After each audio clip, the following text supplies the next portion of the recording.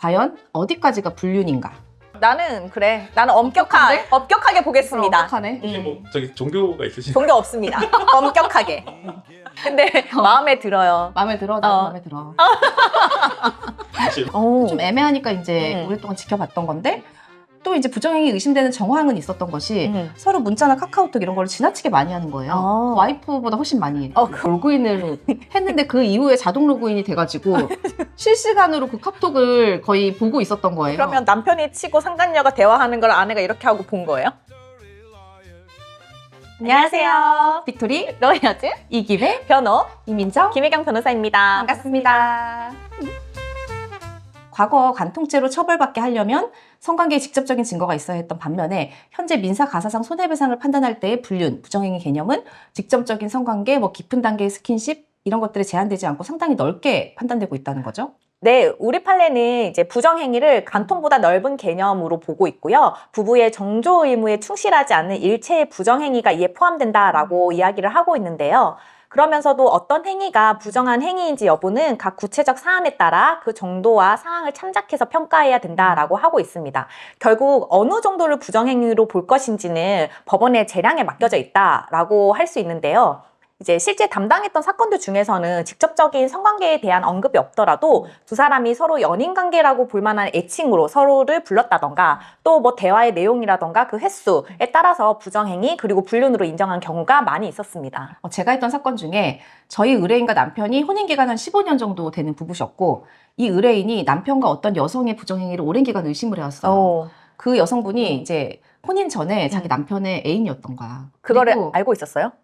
나중에 알았지. 결혼하고 알았는데 그리고 이제 동창이었어요. 동네에서부터 이렇게 오래전부터 알던 어린 시절부터 동창이었고 그래서 사실 이제 두 사람이 이제 어린 시절 동창 관계라는 걸 이용해서 단둘이 안 만나고 주로 다른 동창들이랑 같이 술자리 모임 이런 걸로 자꾸 만났거든요.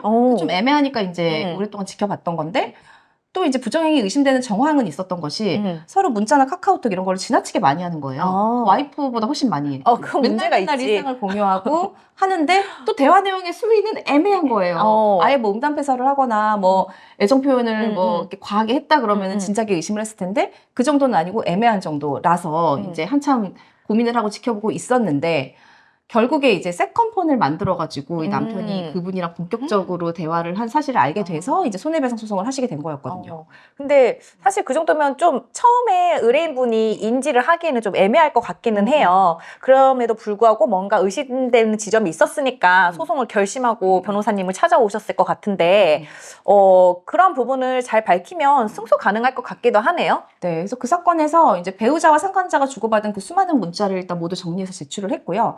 그 문자 내용의 수위가 막 높진 않더라도 전화통화 문자가 주로 밤 시간대에 이루어졌고 굉장히 장시간 했다는 점 그리고 세컨폰까지 사용해서 사실 장기간 서로 연락을 취한 점이 결정적이었고 그리고 세월이 많이 지나긴 했지만 과거에 두 사람이 연인이었던 점 이런 것들을 상세히 이제 서면으로 밝혔고 결국 위자료가 인정이 됐었습니다.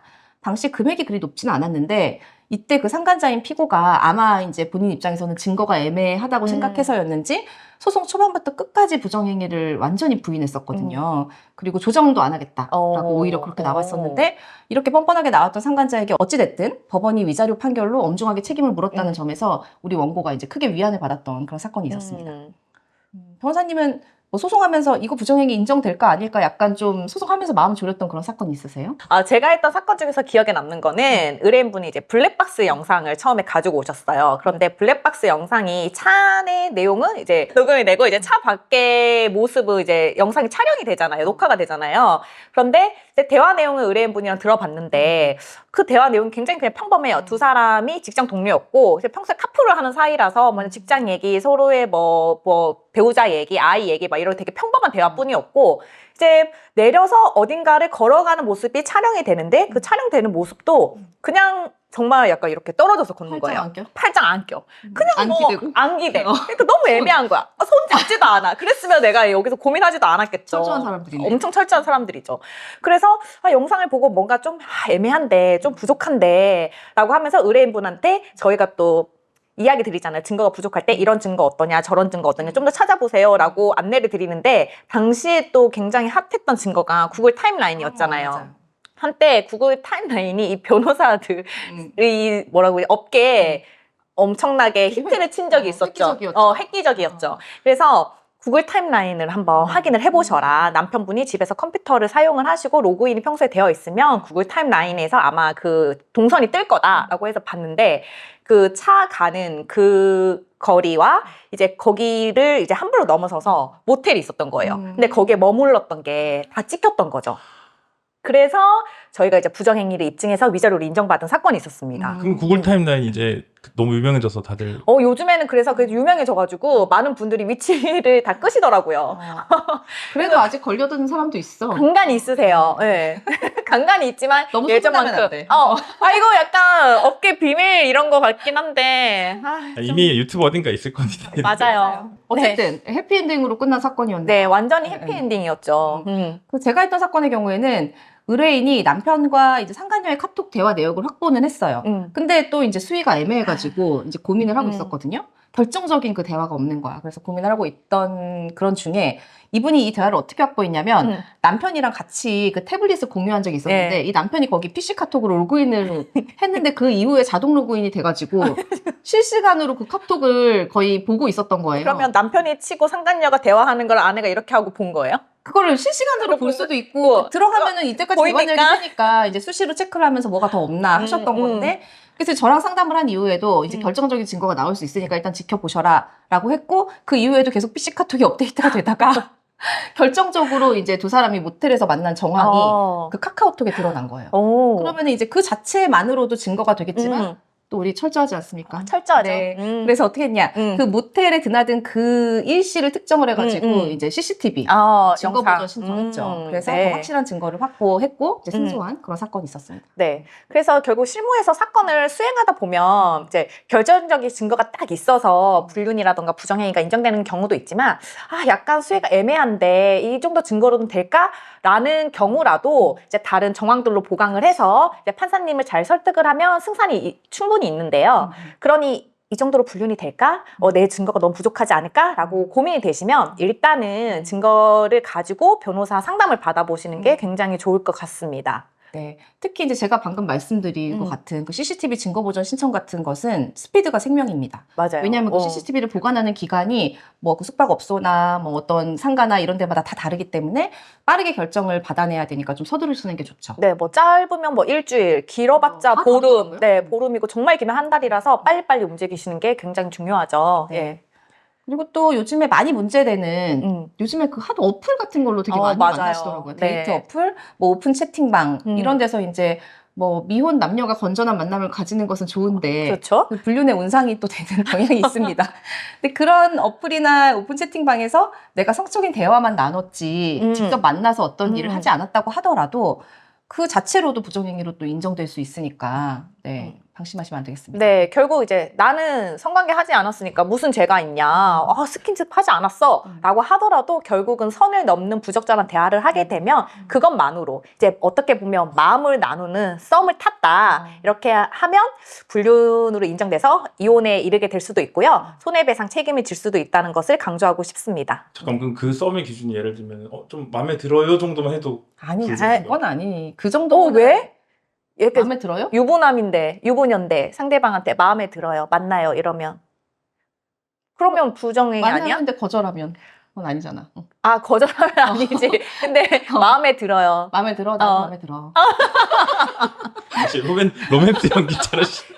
지금 딱 보세요. 이러면 썸인데 지금 불륜 같지 않아요? 그렇게 해서 이제 좀 뭔가 대화가 이어지고 서로 애칭을 부르고 이렇게 했다면 특별히 어떤 걸 하지 않았다고 해도 부정행위 인정될 수 있어요. 그러니까 약간 살짝 그 우리 영화 허에서 보면은 AI랑 그런 대화 나누잖아요. 그쵸. 약간 네, 그 정도 네. 느낌이라고 보면 되겠네요. 그분은 그쵸. 거기서 사랑에 빠졌잖아요, 걔랑. 그러니까 사랑에 빠지기 직전도 이게 불륜으로 인정이 될 수 있다. 그쵸. 부정행위를 좀 넓게 인정하고 있으니까 어떻게 보면 정서적으로 그러니까 막 너무 사소한 것까지는 당연히 안 되겠죠. 네네. 그런데 남편이 아니면 아내가 약간 정서적으로 흔들린다라고 하면 주장을 해볼 수 있죠. 다만 그 정도는 액수에 따라서 액수에 이제 영향을 미치는 거죠. 너무 어렵지 않아요, 근데 이거 입증하기가?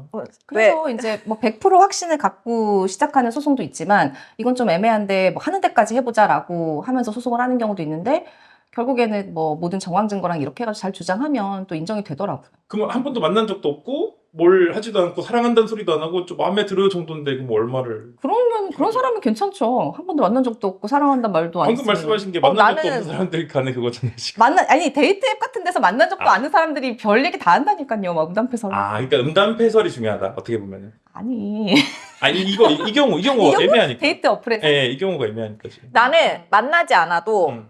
서로 보고 싶다, 음. 사랑한다, 마음에 든다라고 대화를 주고받았다면 일방적인 감정이 아니라 네, 주고받았다.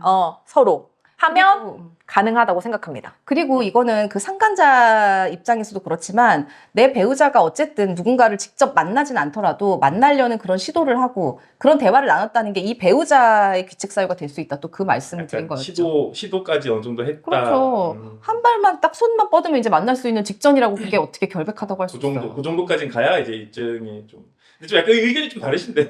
나는 그래. 나는 엄격하게 보겠습니다. 어떡하네. 혹시 뭐 저기 종교가 있으신? 종교 없습니다.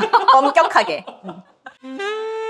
네, 간통죄도 폐지된 상황에서 우리 법원이 이렇게 부정행위 개념을 넓게 판단하는 경향에 대해서는 바람직하다고 생각하고요. 다만 부정행위를 인정했으면 그에 대한 위자료 금액도 지금 수준보다는 좀 상향되는 것이 맞지 않나.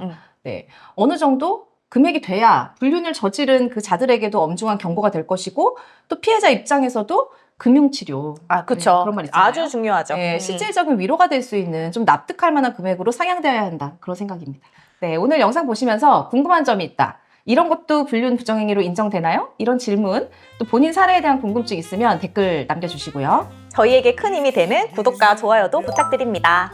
지금까지 이김의 변호였습니다. 여러분, 또 만나요.